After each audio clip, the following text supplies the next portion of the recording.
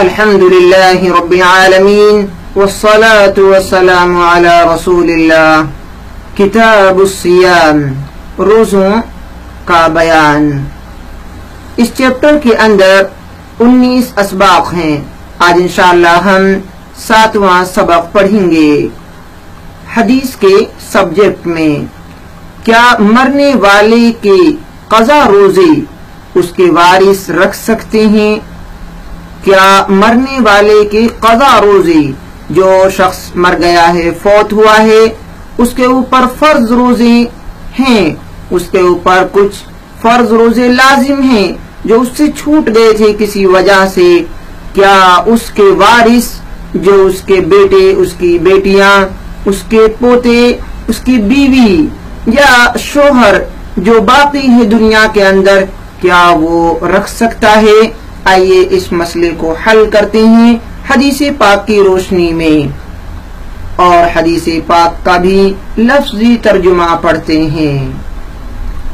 ان عائشہ رضی اللہ عنہا، عائشہ رضی اللہ عنہا سے روایت ہے، انا کہ رسول اللہ صلی اللہ علیہ وسلم، اللہ کے رسول صلی اللہ علیہ وسلم نے فرمایا، من مات، جو شخص مر جائے، مات مر جائے، من جو شخص مر جائے، وعلیہ اور اس پر ہوں اور اس پر لازم ہوں، صیام روزے یعنی اس کے اوپر فرض روزے باقی ہوں، من مات جو شخص مر جائے اور اس پر فرض روزے باقی ہوں، صام عنہ اس کی طرف سے روزہ رکھے، صام عنہ، عن مانے سے، ہو مانے اس،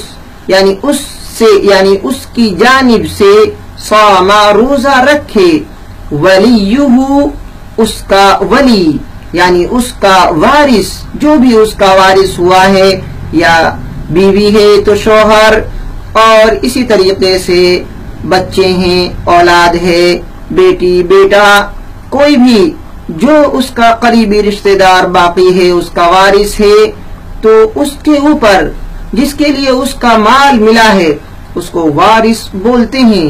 تو حدیث پاک میں الفاظ سے صاف معلوم ہوتا ہے کہ من مات جو شخص مر جائے، وعلیہ صیام اور اس پر فرض روزے لازم ہوں، صام عنہ ولیہ اس کی جانب سے اس کا ولی، اس کا وارث روزہ رکھے گا۔ صحیح البخاری، یہ حدیث صحیح بخاری کے اندر موجود ہے، باب من مات وعلیہ صوم، رقم الحدیث، حدیث کا نمبر ہے 1952۔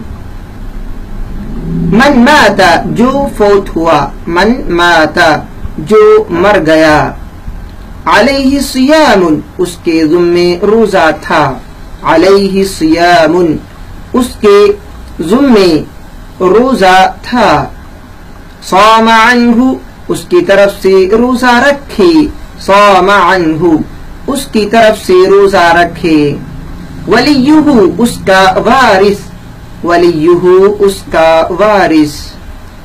الغرض حدیث پاک کے اسباق اسی انداز میں آپ تک پہنچتے رہیں گے، بالکل لفظی ترجمے کے ساتھ ایک ایک لفظ کو ہم سمجھاتے ہیں۔ بڑی محنت سے یہ اسباق آپ کے لیے سینٹر تیار کرتا ہے۔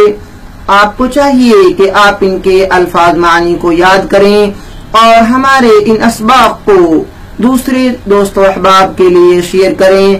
یہ تمام سبجیکٹ آپ کو پڑھائے جاتے ہیں اسی واٹس ایپ نمبر پر، القرآن، الحدیث، الفقہ، الادعیہ الماثورہ، اللغہ العربیہ، الناظرہ والمخارج، Islamic education on WhatsApp. آپ ہمارے اس نمبر پر واٹس ایپ کریں، انشاءاللہ ہمارے تمام اسباق آپ تک پہنچیں گے۔